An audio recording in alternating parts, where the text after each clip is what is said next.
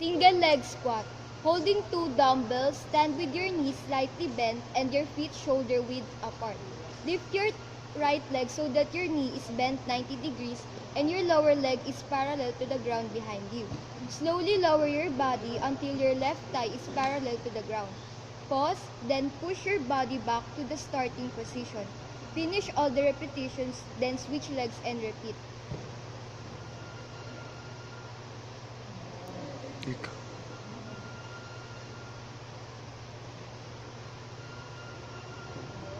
Clock lunge. Stand with your feet hip width apart and hold dumbbells at your sides. Step backward with your right leg to 6 o'clock until your right knee is just above the floor and your left thigh is parallel to the floor. Keeping your left knee over, not past your toes. Push back up to the starting position and repeat. This time, stepping your right leg out to the side to 3 o'clock. Keeping your toes pointed out to the side. Return to the starting position once more. Then step once more, this time placing your foot forward to 12 o'clock.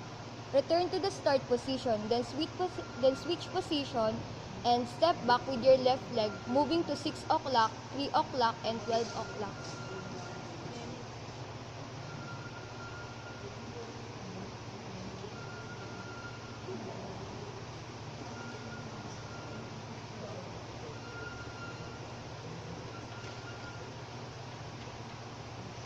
Single arm dumbbell clean.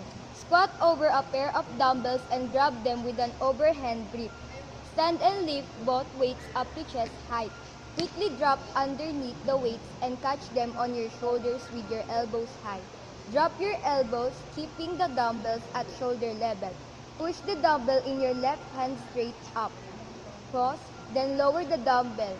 Repeat the exercise, this time pressing up the weight in your right hand only. Repetition.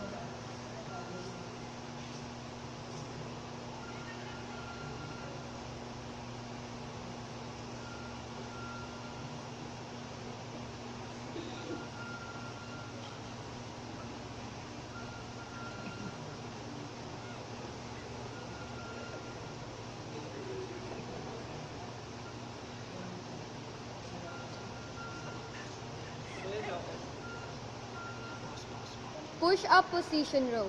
Get into push-up position with your arms straight and your hands resting on light dumbbells. Spread your feet apart for balance. Tighten your abs as you pull one dumbbell off the floor and draw it toward your chest until your elbow is above your back. Pause, then slowly return to the weight to the floor and repeat with the other arm. Tip: if holding both dumbbells feels awkward, try doing the exercise holding only one dumbbell and place your other hand on the floor. Repetitions for each arm.